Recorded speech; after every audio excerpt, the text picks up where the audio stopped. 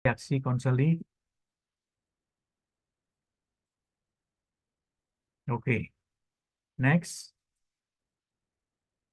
Kita pindah ke pendekatan developmental. Kemudian satu lagi nanti ke behavioral.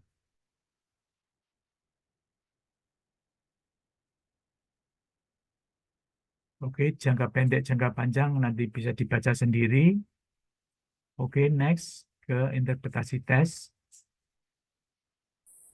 Nah, interpretasi tes, counseling career developmental, konseli berpartisipasi dalam menginterpretasikan skor-skor tes. Jadi konseli dilibatkan, bahkan berpartisipasi. Kita bisa bertanya, apa yang bisa dilakukan oleh konseli, karena konseli tidak belajar testing. Kalau konselor kan belajar testing, tapi konseli, tetapi interpretasi tes untuk konseling career developmental, memang konseli dilibatkan secara penuh, berpartisipasi sesuai dengan kemampuan, pengalaman, pengetahuan, keterampilannya dia. Oke, satu lagi, next. Konseling behavioral ini diwakili oleh 3 orang, Goodstein dan Krumbert dan Torensen. Prosesnya, kalau Goodstein memperhatikan kecemasan, karena kecemasan itulah yang membuat tidak bisa membuat keputusan, bingung. Seperti siswa sekarang ini, walaupun sudah kelas 12, mau melanjutkan ke perguruan tinggi, dia mau mendaftar di UNUGA atau enggak, maju mundur, itu karena ada kecemasan. Kemudian Krumbot dan Torensen, dia menetapkan dengan langkah-langkah menetapkan masalah, membuat keputusan alternatif, meneliti akibatnya dari alternatif itu, baru membuat keputusan yang pasti, dan mengatasi keputusan untuk masalah-masalah lain. Itu Torensen. Oke, itu proses konseling karier yang dilewati menurut model Torensen. Next. Tujuannya Anda bisa baca sendiri. Oke, next.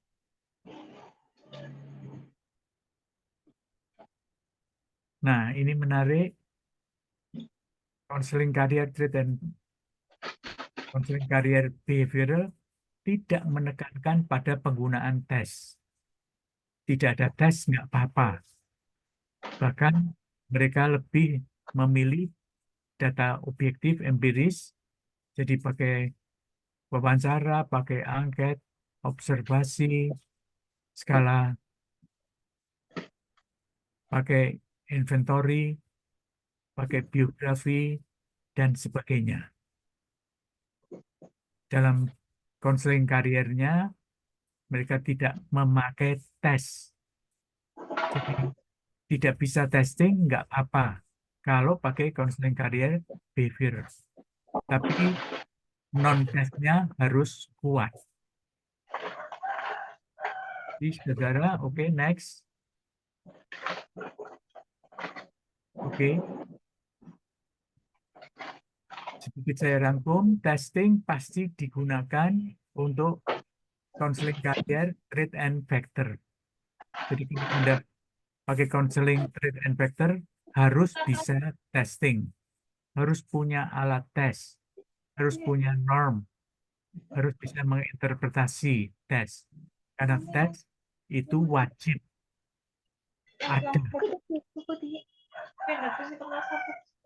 Testing diselenggarakan dalam proses konseling bila diminta oleh konseli. Itu konseling karier client center. Jadi bisa ada tes, bisa tidak ada tes. Tes digunakan dalam proses konseling dalam fase diagnosis. Ini untuk psikodinamik. Lanjut, konseling career development menyelenggarakan tes, hasilnya dibahas dan diinterpretasi bersama antara konselor dan konseli. Jadi ada kolaborasi konselor dan konseli. Siapa yang milih alat tesnya, informasi apa yang dibutuhkan, konselor dan konseli rembukan bersama. Jadi punya peran posisi testing yang berbeda ketika kita memakai konseling karier pendekatan tertentu. Konseling karier behavioral ini bertolak belakang dengan trait and factor karena tidak menggunakan tes dalam proses konselingnya. Cukup dengan non-tes. Oke, next.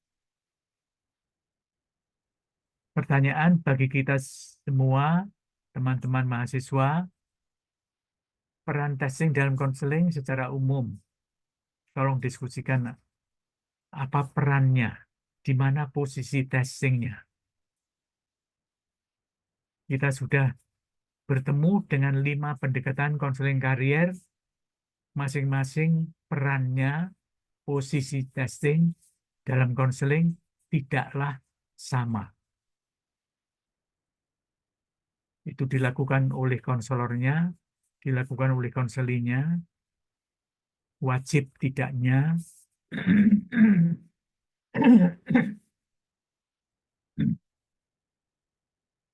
Sehingga pertanyaan kita adalah di mana posisi testing dalam konseling.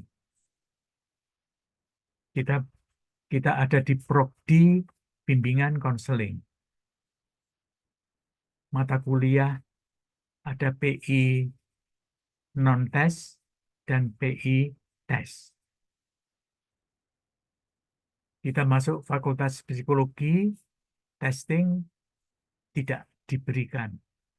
Itu diberikan ketika mengikuti program pendidikan profesi.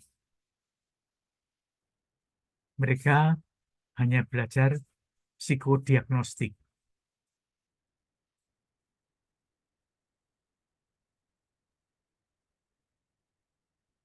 Oke, silahkan Anda berbicara dengan teman di sebelahnya.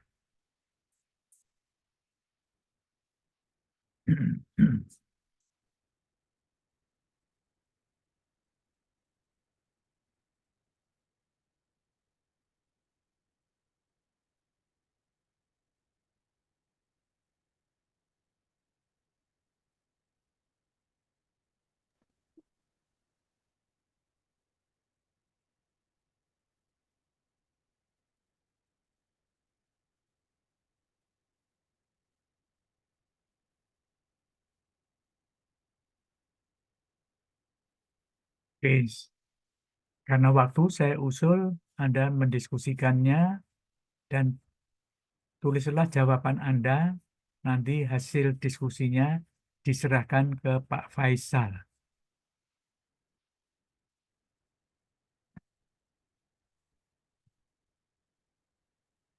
Untuk memberikan jawaban posisi atau peran testing dalam konseling.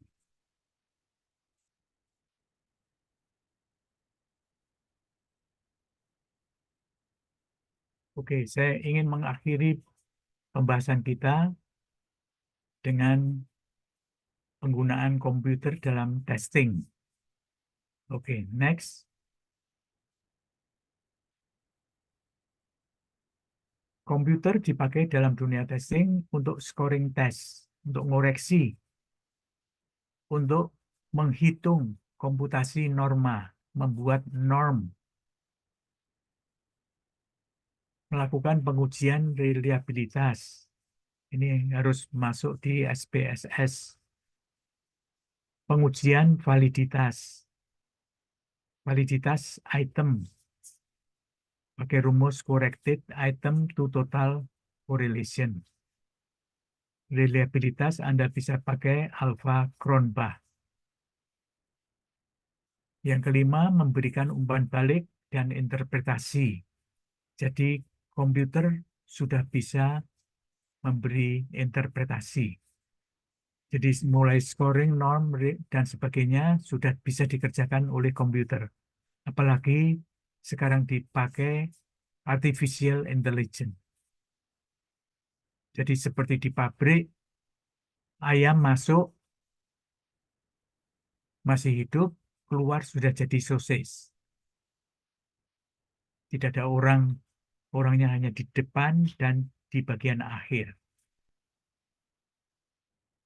Yang keenam, komputasi analisis faktor analisis. Jadi kepribadian manusia itu ada berapa? Dihitung pakai analisis faktor, ternyata diketemukan ada 16 tipe kepribadian. Sehingga ada tes kepribadian 16 personality profile, 16 PF. Oke, kita lanjutkan. Next. Nah,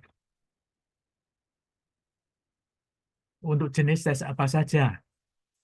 Komputer bisa dipakai untuk tes kecerdasan yang semula itu di OK, tes prestasi jelas, ujian-ujian sekarang pakai ujian nasional dan sebagainya, ulangan nasional, semuanya bisa dikoreksi pakai tes bakat, oke. Nah, dulu yang dilakukan adalah tes kepribadian. Bagaimana tes kepribadian bisa dipakai komputer. Dan sekarang hasil tes kepribadian pakai komputer sudah diterima. Tes karier dan tes klinis. Teknologi komputer juga memperbaiki semua fase praktek pengukuran. Dua jenis utama testing melibatkan penggunaan komputer untuk membantu testing dan jenis tes yang cocok menggunakan komputer. Bahkan untuk orang yang berkebutuhan khusus bisa memakai komputer yang disesuaikan dengan kesulitan yang dihadapi. Oke, next. Ini nanti dibaca sendiri. 1-4. Keuntungan pakai komputer. Next. Selain keuntungan juga ada 1-7. Next, lagi ada keterbatasan, yaitu meningkatnya biaya. Karena harus mengadakan komputer pada awalnya terutama. Itu butuh investasi yang besar. Yang kedua, menampung masalah-masalah dari beberapa tesi yang menggunakan peralatan ini belum bisa ditampung oleh komputer, karena komputer itu mesin. Walaupun artificial intelligence sekarang sudah lebih maju. Ke depan, mungkin nomor 2 itu bisa diatasi, bukan menjadi keterbatasan lagi.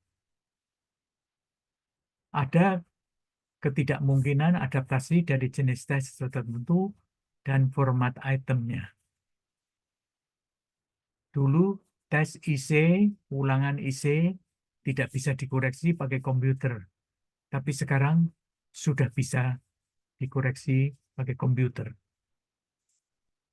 Bahkan membuat makalah bisa dibuatkan oleh artificial intelligence. Kurangnya data normatif. Tes berbantuan komputer belum banyak tersedia. Yang tersedia adalah yang paper and pencil test, tes tertulis. Oke, next. Oke, saya menunggu pertanyaan dari teman-teman mahasiswa atau yang lain untuk bahasan kita pagi ini. Saya sudah 1 jam karena kita tadi mulai 7:30. Dan masih ada waktu 1/2 jam untuk tanya jawab. Dipersilahkan.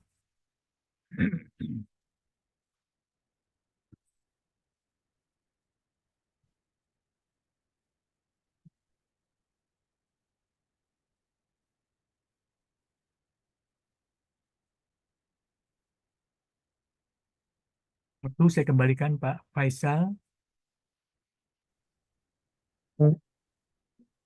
Baik, terima kasih Prof. Sementara ini nanti pertanyaannya kita tampung terlebih dahulu di chat mungkin ya Prof, Oke, di obrolan Zoom ini kan bisa. ya, Eh, Silakan teman,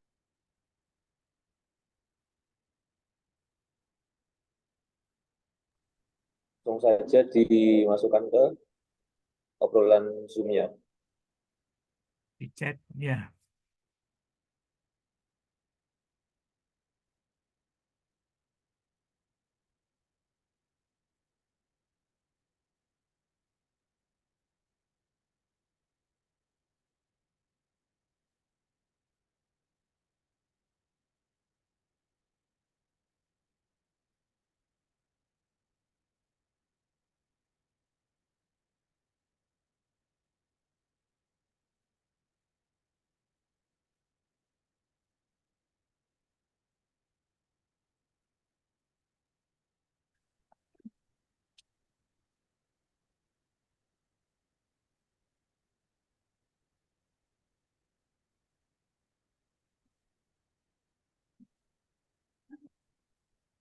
Silakan yang tanya boleh langsung.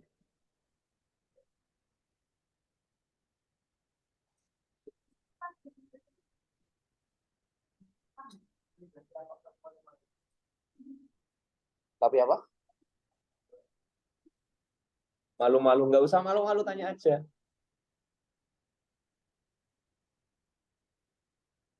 Nggak apa-apa, silakan.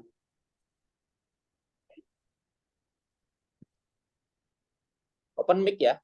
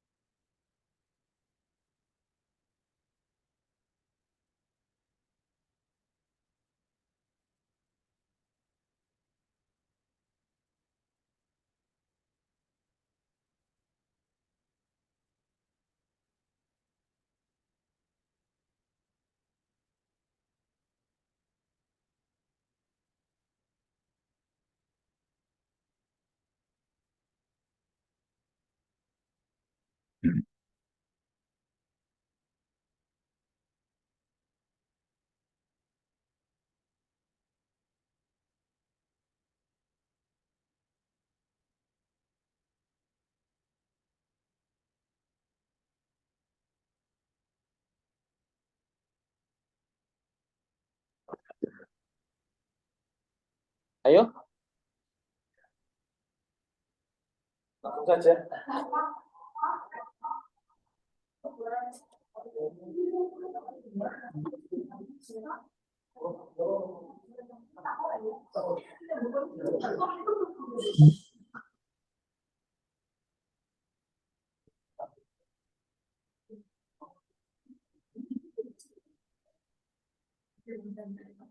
Ayo silakan.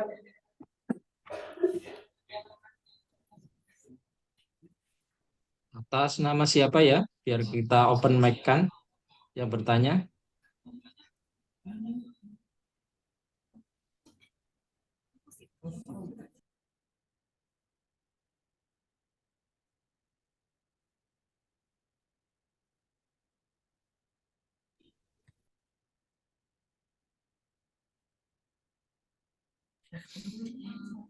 Izin bertanya atas nama Nova.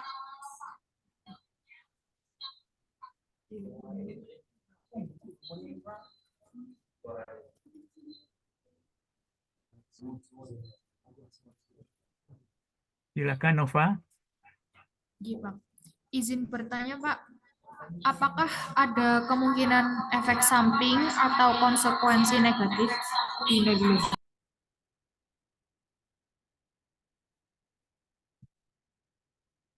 Nah, putus lagi.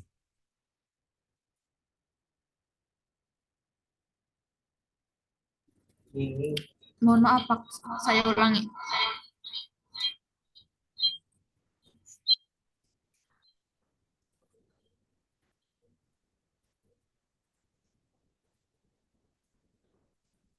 Udah, Pak. Iya, Pak, saya ulangi, mohon maaf. Apakah ada kemungkinan efek samping atau konsekuensi negatif dari penggunaan testing tertentu bagi klien atau konseli? Lalu bagaimana cara untuk mengantisipasi dan mengatasinya? Terima kasih. Cukup, cukup Mbak Nova. Cukup, Pak. Oke, terima kasih pertanyaannya yang menarik. Iya, sama-sama. Efek samping kemungkinan itu muncul dari hasil tes kepribadian. Karena tes kepribadian itu menjadi cermin bagi diri konseli atau testi. Kalau dia tidak siap menerima hasil yang sesungguhnya, dia bisa menolak, dia berontak, dia mengatakan, hasil tesnya tidak bisa dipercaya. Itu bukan saya. Jadi ada penolakan untuk hasil tes karena dia tidak siap. Nah, bagaimana cara antisipasinya? Guru BK yang menyelenggarakan kegiatan psikotes di sekolahnya perlu mempersiapkan peserta didik untuk memasuki proses mengikuti psikotes. Apa yang harus disiapkan sehingga bisa mengurangi efek samping. Jelas apa yang mau dituju. Seringkali siswa bertanya, saya mau ikut psikotes. Saya kalau yang mengetes, saya akan bertanya, apa tujuan kamu ikut tes? Ya pokoknya biar ngerti. Saya tahu kecerdasan saya, tahu bakat saya, tahu minat saya, sehingga saya nanti bisa memilih perguruan tinggi mana yang saya pilih. Kalau sudah tahu hasil tesnya, terus mau dipakai apa? Saya tanya itu. Sementara saya bertanya, saya sebetulnya sedang memilihkan juga tes apa yang paling cocok untuk kebutuhan dia. Jadi kesiapan menghadapi konsultasi hasil tes itu perlu dipersiapkan. Yang terjadi di lapangan adalah sekolah bekerja sama. Sekolah bekerja sama dengan biro testing. Biro testing kemudian datang dengan rombongannya memberi tes kepada siswa. Sesudah itu beberapa bulan kemudian hasilnya dikirim. Sesudah dikirimkan kepada siapa? Dikirimkan ke guru BK. Guru BK yang bertanggung jawab untuk memberikan konsultasi, menyampaikan hasilnya kepada siswa. Seharusnya yang menyampaikan hasil pemeriksaan hasil tes psikologis harusnya biro testing itu, karena dia yang tahu titik komanya. Tetapi ini diserahkan pada guru BK. Nah, guru BK bisa kelabakan. Dia bisa dikomplain oleh siswa. Kok hasilnya saya begini? Saya nggak merasa begitu. Kok hasil tes saya hanya normal saja? Padahal saya ranking 5 di kelas. Apa ini betul? Ini jangan-jangan salah ngoreksi.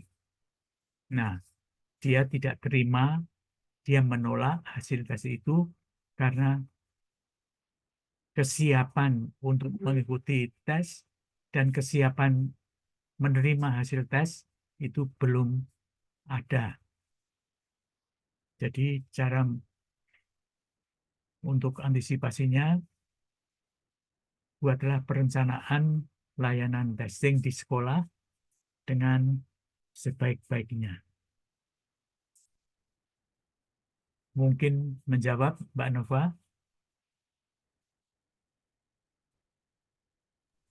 Sangat menjawab, Pak. Terima kasih atas jawabannya. Terima kasih.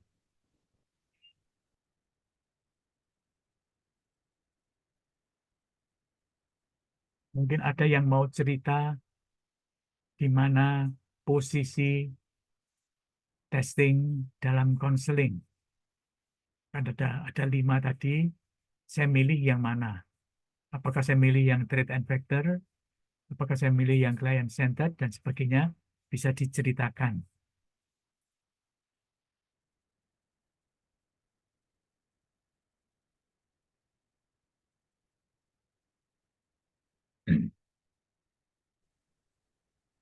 Bagaimana, Prof?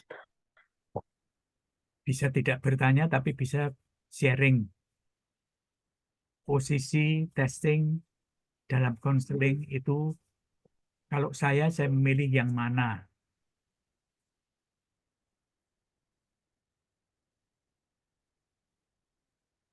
Apakah saya memilih yang behavioral, tidak pakai tes, jadi nggak perlu ikut kuliahnya Pak Faisal.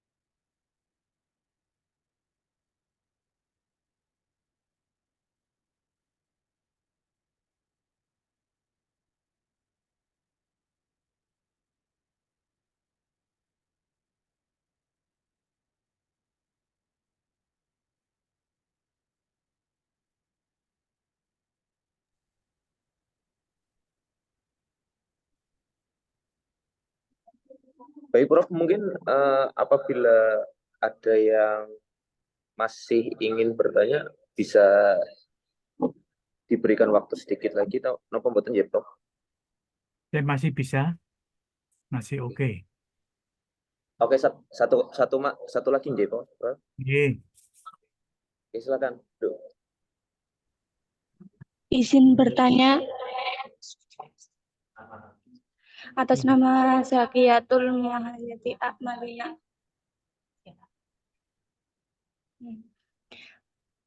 Sebelum bertanya, saya ingin sedikit memberi prolog seperti ini, Prof. Testing ini kan salah satu cara konselor dalam memahami konseli ketika mau melakukan konseling. Ya, Iya. Ketika konselor mau memberikan konseling, akan melakukan konseling. Testing ini kan diberikan ketika melakukan konseling kelompok. Kapan sih waktu yang tepat konselor memberikan testing ini? Apakah ketika anggota kelompok yang mengikuti konseling kelompok itu sudah saling mengenal atau sebelum membentuk kelompok? Ya, seperti itu, Prof. oke, terima kasih Zakia. Kalau kita menyelenggarakan konseling kelompok, berarti ada masalah lebih dulu. Nah, masalah itu bisa ditemukan lewat pengukuran pakai tes.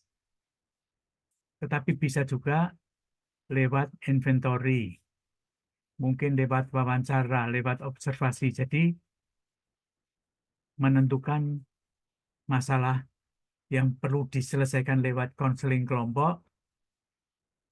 Sebelum konseling kelompok itu berjalan, bisa pakai testing, tapi bisa juga pakai yang non-tes. Kemudian nanti kalau mau mengukur keberhasilan konseling kelompok, diukur lagi, dites lagi. Jadi ada pre-test dan post-test. Apakah ada perubahan? Apakah kalau bullying itu kemudian terjadi penurunan, atau gara-gara dikasih konseling kelompok justru naik bullying?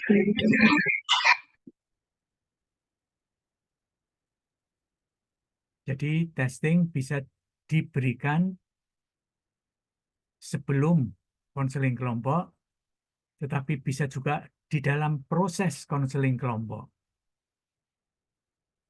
Tergantung dari tujuan dari penyelenggaraan testingnya. Jadi kalau post-test itu berarti sesudah proses konseling kelompok. Jadi tempatnya bisa sebelum, pada waktu proses, dan sesudah.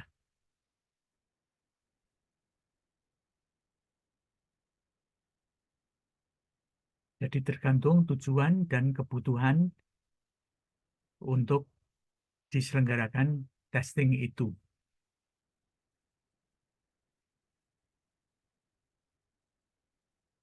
Oke, bisa ditangkap, Mbak Zakia? Bisa, Pak. Terima kasih.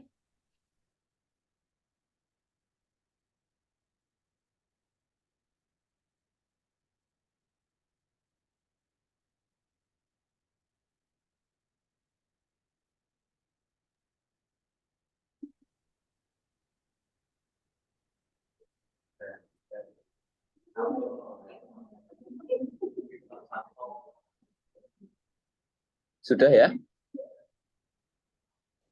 Mungkin sudah, Prof? Oke, saya ikut jadwalnya. Nggih. Mungkin mahasiswa akan ada kuliah lain. Nggih, Prof. Sekali lagi kami ucapkan terima kasih ya, Prof, atas ilmu yang di-sharingkan kepada kami.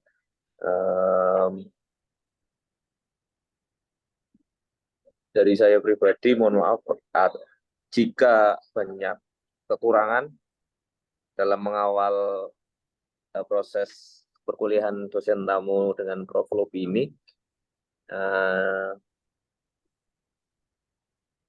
Besar harapan saya agar mahasiswa UNUGA khususnya bisa mencerna ilmu yang diberikan oleh Prof. Lobi.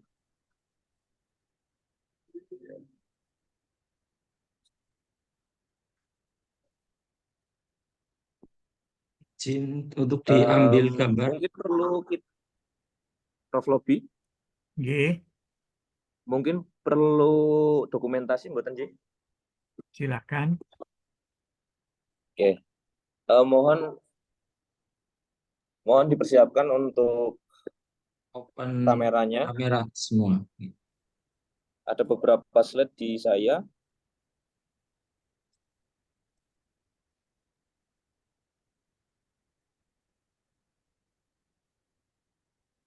Oke. Slide pertama, 1, 2, 3.